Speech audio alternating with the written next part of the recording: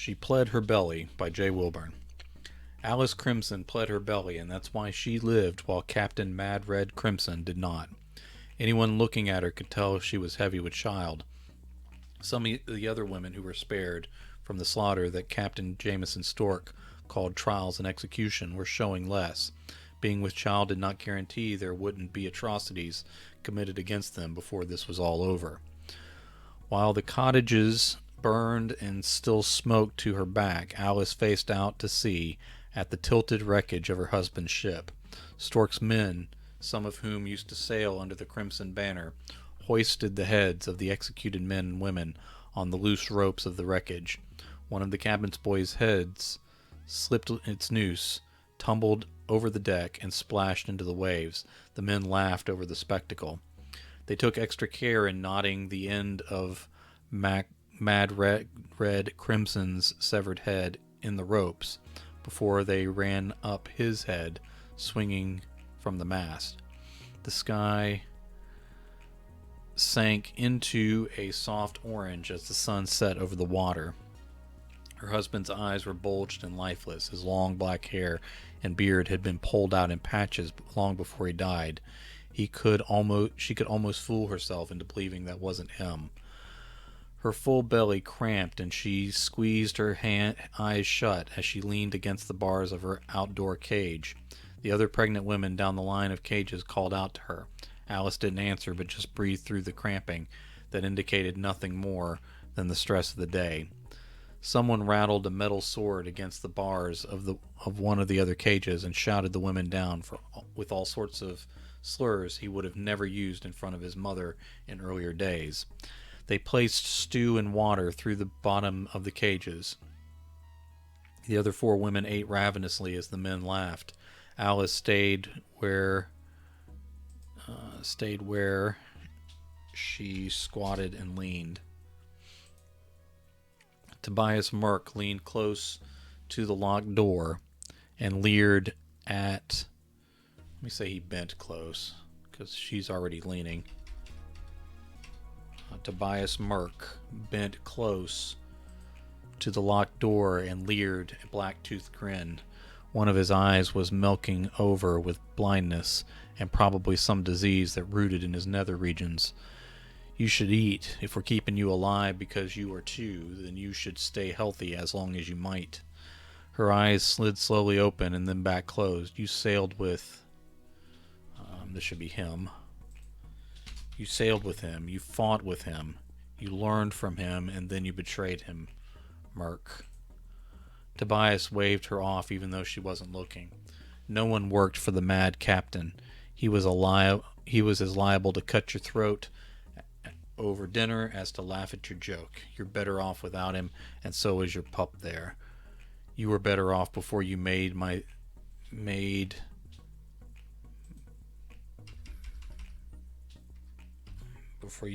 yourself my enemy.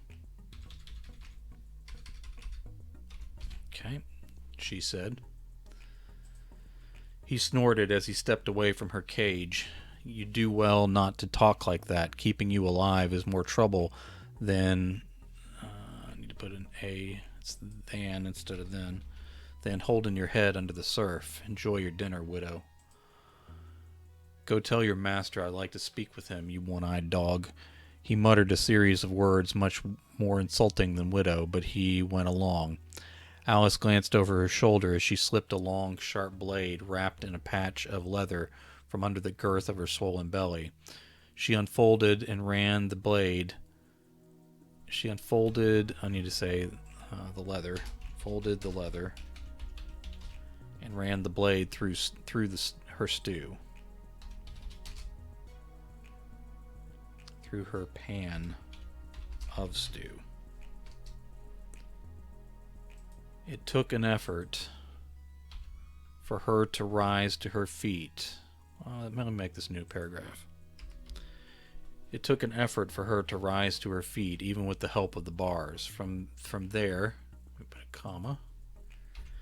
She fed some of the brown gravy into the lock. She dipped the blade a few more times and started painting between the edges of the gate and cage.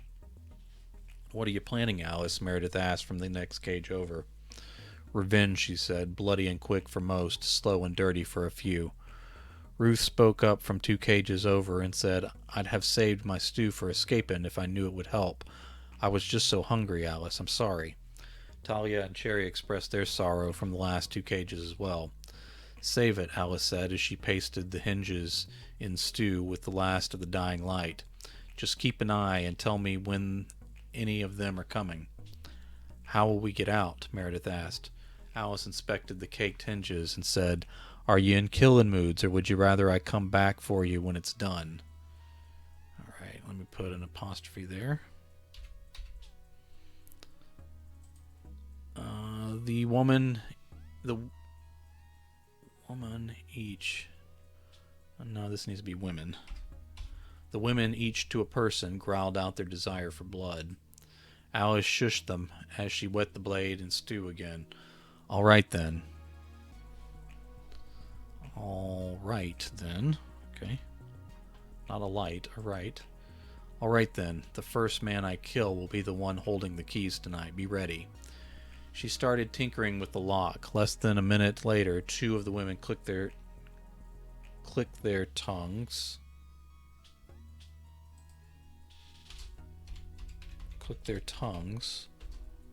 While another made a whispery sound like she was calling a cat. Alice waddled to the back of her cage, sat with Everett, covered her knife in leather, and hid it under her belly. Jameson Stork rounded Alice's cage and crossed his arms. He stood a ways away from the bars. Maybe he respected the danger she offered. I heard you had some complaints, lady. Is it the seasoning, the accommodations, or that you think the madman you were married to deserved any better? I heard you all a-cluckin'.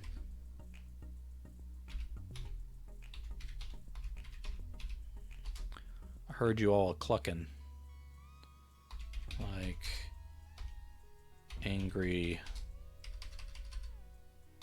angry little hens as I approached. Okay. Let me cut that there. I heard you all a-cluckin'. Maybe a dash. I don't know. She stared up at him with half-open lids. You asked for me, Alice, so out with it. You want a hunger strike? Let me put a question mark there. You want a hunger strike? I'll save you some time by assuring you no one here or in any civilized city across the waters cares a bit if you starve yourself. I know what you are and what you have done. Getting yourself pregnant doesn't change any of that. Why did you bother then, she asked. Why keep us alive while you kill even the boys? You complaining girl? If it doesn't suit you, tell me which of these... I'm going to go back to calling them hens because he already did that once. Tell me which of these hens you want cut open before your eyes first. What of these hens you want cut open first before your eyes? Let me flip that around. Flows better. Alright, there we go. A few of the women in the other cages let out high, shrill whimpers. Alice hoped that was all for show. Fix a typo here. Hope that was all for show because there was hard work ahead. The womanly sound seemed to satisfy the captain. He smiled wide enough to show the gaps in his teeth. Just don't understand your pretense to civility. She said. If you don't understand the code by now, he said, you're as hopeless as he was, and you'll meet the same end soon enough. As for those boys, they were pirates under the mad captain's banner. They stopped being boys long ago. Some of your crew sailed under that banner as well, Stork. He took a step forward and Alice tensed. She didn't need him feeling the goo around her cage door.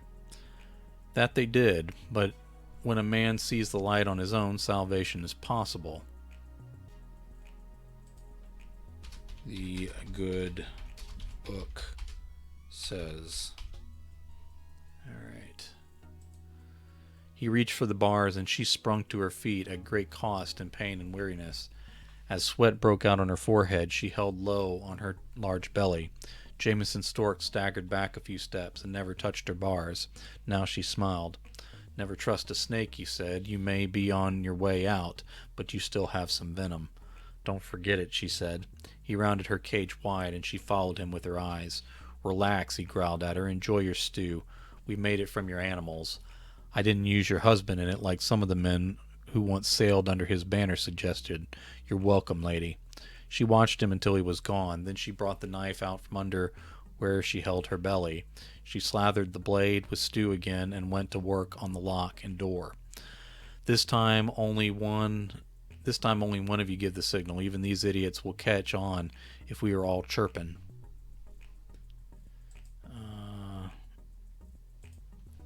Say Alice said. Okay. She just about had the tumblers in place when Meredith clicked her tongue. Alice slid down the bars beside her door. If she stayed close, they would stay back. It was a fellow she did not recognize. He was young, but not as young as the cabin boys Stork's men had killed. Keys jingled from the fellow's belt. Alice met eyes with Meredith, and she nodded. The kid was too lively. He seemed wide awake as he alternated from staring dreamily over the water and watching the women too closely. In the late hours, the young man was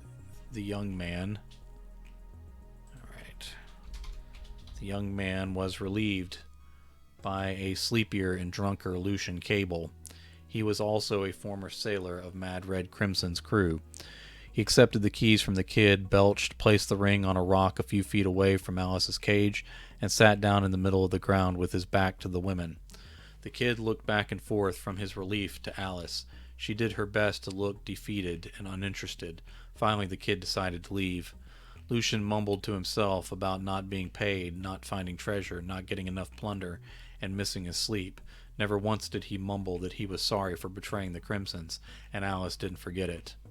As his head lulled, let me put a comma there. I know I used a lot of the word as to start sentences here, so I may need to change a few of those if they seem heavy.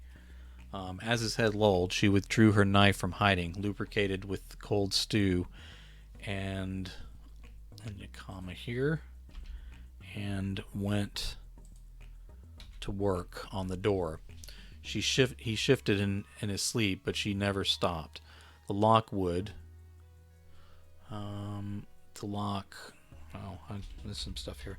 The lock wouldn't give, so she went to work on the hinges. Left out a lot of words. The stew helped as she ruined her knife, twisting the hinges out one by one. The lock did snap with a quiet, wet pop once she pushed the gate outward without the hinges. The slathering of stew caused the door to slip free without a sound. She grit her teeth. I'm going to say gritted. Grit is fine, but I think it sounds better this way in this particular sentence. She gritted her teeth through the effort and leaned the gate against the outside of her cage. The other women rose to their feet and watched as Alice stalked up on Lucian Cable's slumped form. She looked at her chipped and dirty knife, then she reached for Lucian's side and drew the ivory-handled dagger he had taken off a better man years ago. Alright, Lucian did not wake until she had almost finished her cut from one ear to the other. As he choked and tried to flail away from the pain, she leaned her weight on her hand against the back of his head. It kept his dying gurgles muffled, and kept him from getting any leverage to fight. He sure did sound sorry now.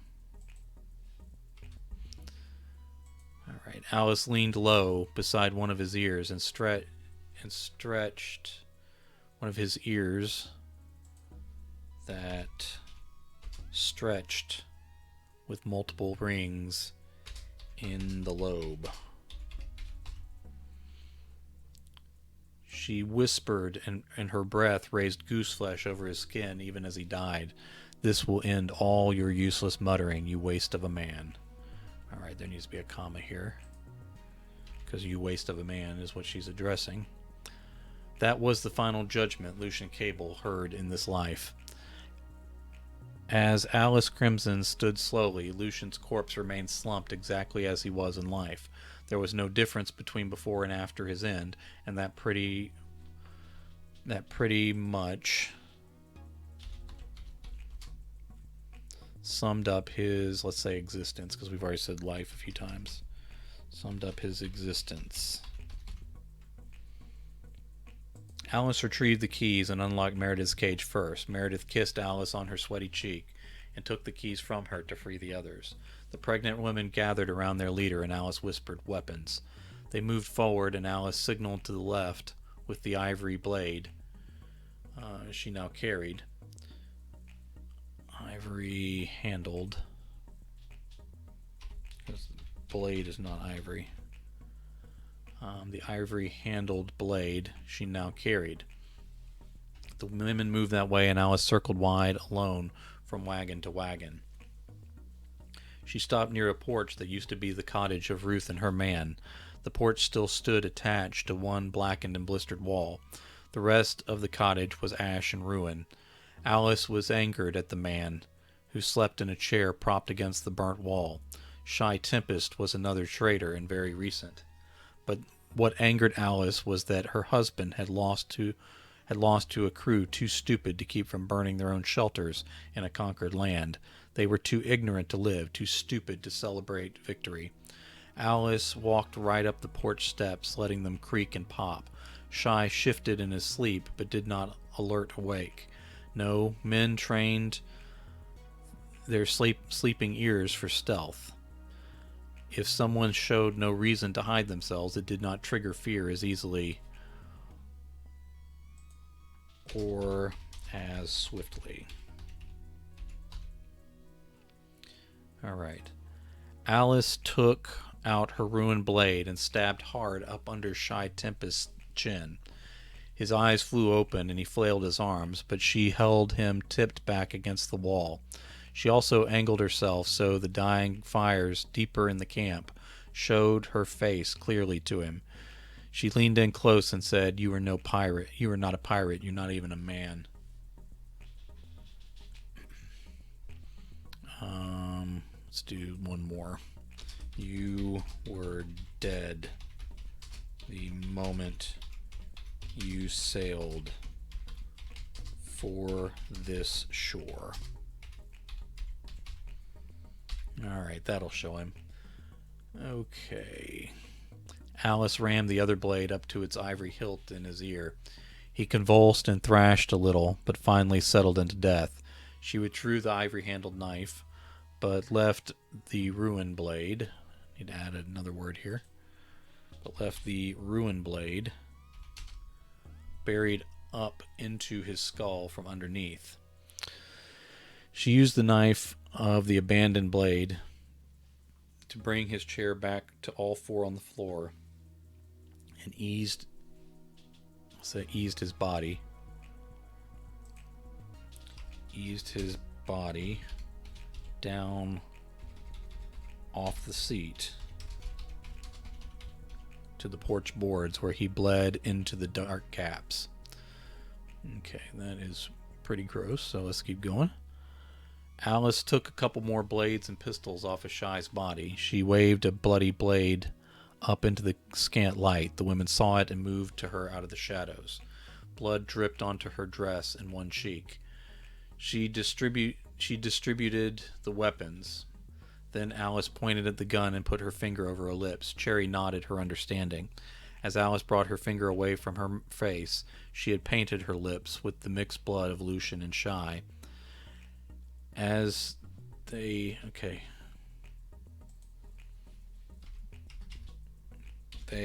turned to go deeper into the ruined village, and and Alice absently licked the salty taste from her mouth. She had not eaten dinner, and the flavor of the blood made her stomach roll with hunger. Much of Stork's crew lay about on the ground sleeping. Alice moved from one to the other, sticking them like bugs, twisting the blade inside their brains, and walking on to the next without waiting for the others to finish dying. Soon the women were fully armed. Alice carried a sword with a curved blade along with her dagger. She tied off a sash between the top of her belly and between her breasts. Let's say over the top of her belly. Above. Above is better. Okay, above the top of her belly and between her breasts. She used it to hold 3 loaded weapons for later. As the women slipped in and around the structures where men slept off the stores of rum they had stolen and drank too much of, the dead village was fertilized and spilled blood. Fertilized, let's say, and more spilled blood. Because there was already blood spilled from the people they'd killed when the women were captured. As they moved toward a surviving cottage at the far side of the camp where a fire still flickered within a ring of rocks, the kid who had served first watch stepped out of the trees, still tying up his pants from where he had relieved himself. He stopped cold and stared into the faces of the bloody faces of the armed women. That is much better. The bloody faces of the armed women.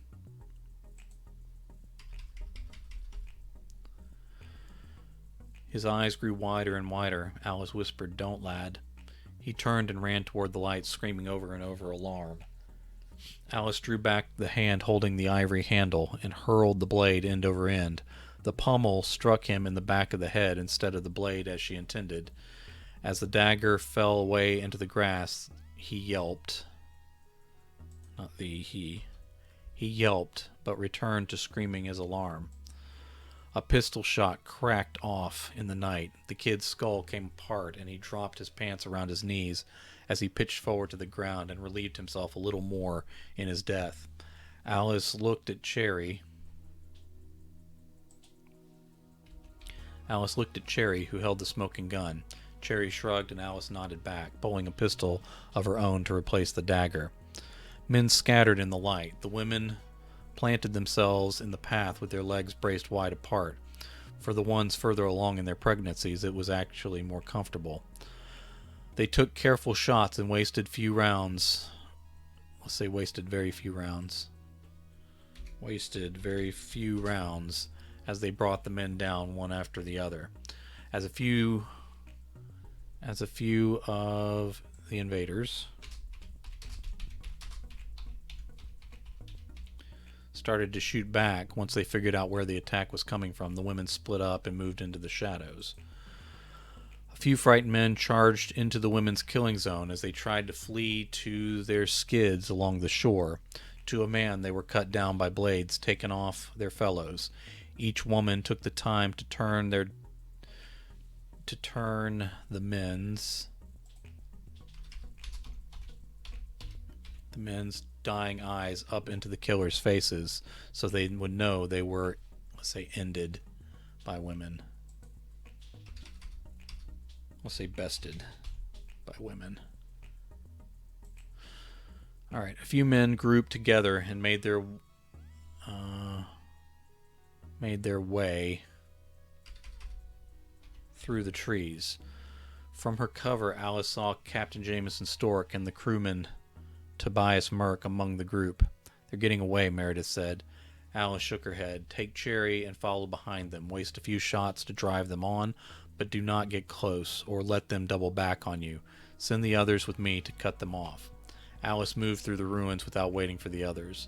Shots rang out as she navigated the switchback trail down the cliffs to the beach. Across the water, the anchored ship that Jameson Stork had named Blackbird Glory started to light up with the small crew left aboard. Sadness welled up in Alice's eyes as she thought she might not get a chance to kill them all. 2 men rose up from the small boats along the shore. "Who goes?" one of them asked with a shaky voice. "They're all dead. You need to flee," she said. They exchanged a look, and then the other said, come no closer. If you don't leave now, you will be dead too. One man looked back and forth while the other started to push one of the skids out from the sand. Alice cut one and then the other. They both recoiled. She stood between them and stabbed one and then the other. They fumbled for their weapons, and she alternated wounding them deeper and deeper with each strike. They fell to their knees and then their sides before she left them be. Ruth and Talia walked out on the sands as the cries of the last men echoed over the water from the top of the cliff. Alice motioned to the boats, and the others smiled as they climbed inside and laid down low. Jameson headed the group as they made their way down the sand. They kept looking over their shoulders as they approached the boats. Alice pulled back the hammers on 2 weapons, but carefully fired them one at a time. She did not aim on Jameson or Tobias. She opened fire, and the other 2 joined in. The men turned and fired on the cliffs instead of the boats. I'll say they. They fell and cried as they perished. Tobias lost a kneecap as it lost a kneecap with Alice's final shot. Final shot, let's say from cover. From hiding. There we go. Alright. Cherry and Meredith crossed the sand as Jameson Stork fled along the beach. He turned back with 2 weapons and pulled both triggers. They clicked empty as he dropped them. So he dropped them. Alice stood while the other women silenced the crying men. She stalked behind Tobias Merck as he dragged himself along the beach away from her. He mumbled over and over, wait, no wait. I should capitalize this wait, I think. Alright. Tobias held a palm out at Alice Crimson, like that could stop her. She stabbed through the bottoms of his boots, and he whimpered. She slashed and removed a couple fingers from the extended palm. He rolled to his stomach and cried into the sand. She opened both his kidneys from his back, through his back.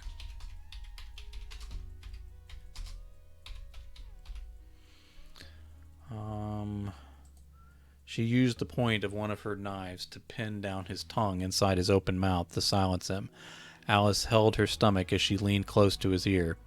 You were dead the day you turned on us. You've been on borrowed time ever since. Now I'm collecting. He whimpered, and she opened his throat before stepping over him. He watched her walk along the beach after the captain. I'll say behind the captain. Behind the captain, as Tobias himself died slower than he expected. Cherry leveled a weapon and fired it into the sand to the left of Jameson Stork. He waded out into the water and clambered up the broken dock that still stood a little further out. That stood, let's say, in sections. A little further out. Alice turned toward him, and he climbed up. Turned toward him as he climbed up the side of the wreckage of the Crimson Sail.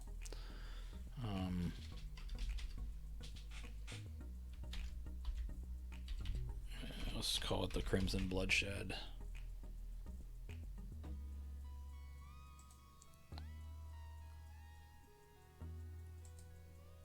Of the feared and respected ship.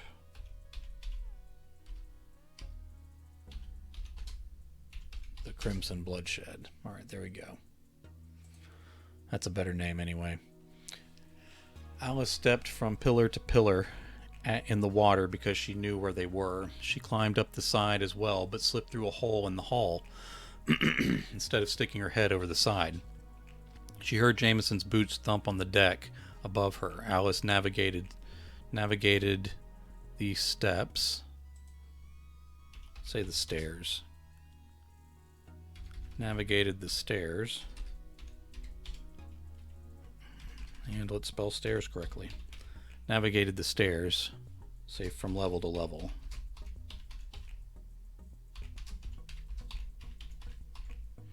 She walked through her husband's cabin, ignoring the things that had scattered across the floor with all the spilled memories they held. Globes from around the world. A crank machine that played music, and 1,000 other trinkets from across their years together. Globes from around the world, a crank machine that played music, and 1,000 other trinkets from across their years together. Scattered. Have I used the word scattered in this paragraph? Yes, I have, so I need to do something else. Their years together. Have I used the word cluttered? No. Cluttered his floor. Alright. That works. Let's move it along here. She used the secret door behind the bookcase and walked out onto the deck. Jameson swung a sword at her neck, but she ducked and sidestepped. The second it took him to pull the blade free of the fine wood, she had retreated.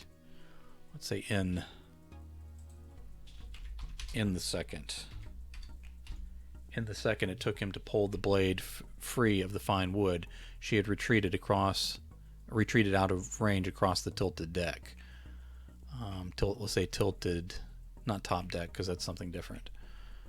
The first rays of morning sun cut across the top of the cliff behind her and lit the severed heads hanging from the ropes above. She knew her husband was among them, but she wouldn't look.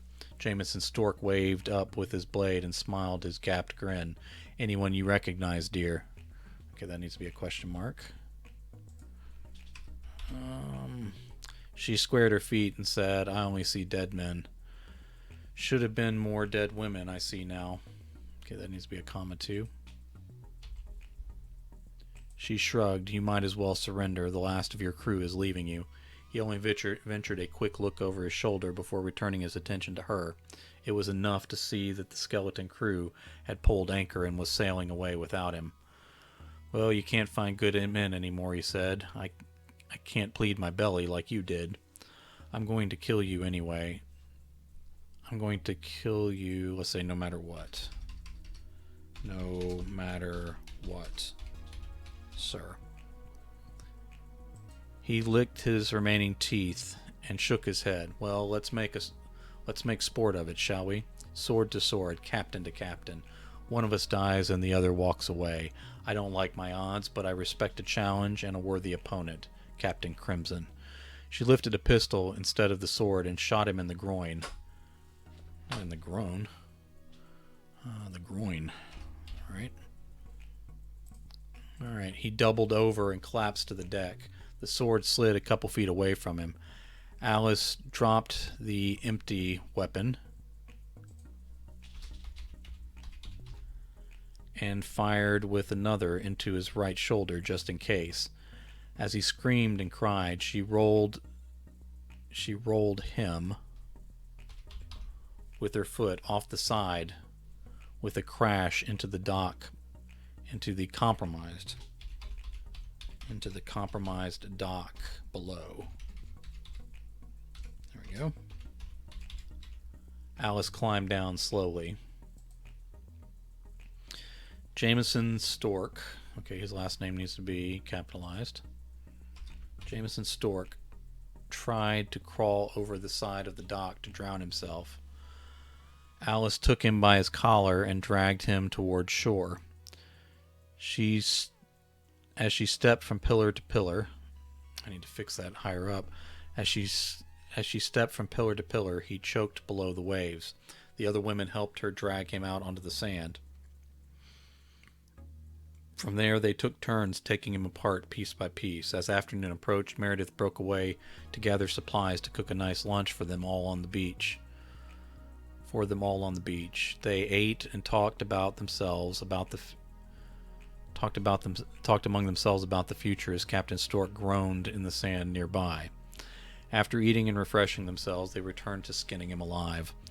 Not much else got done that day, but this was important and needed to be done well. Before nightfall, they took down the heads of their men and buried them. They left Jameson Stork's mutilated body, along with his men, to be finished off by the scavengers.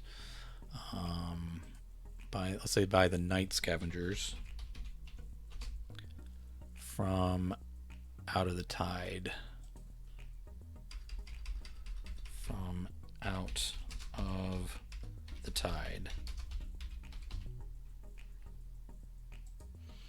The women returned to their village above the beach, above the bloody beach. They shared the last standing cottage, but they set about building. They shared the last standing cottage in their final days on that shore. But they set about building a new ship from the old. There was more business to finish beyond the horizon. All right.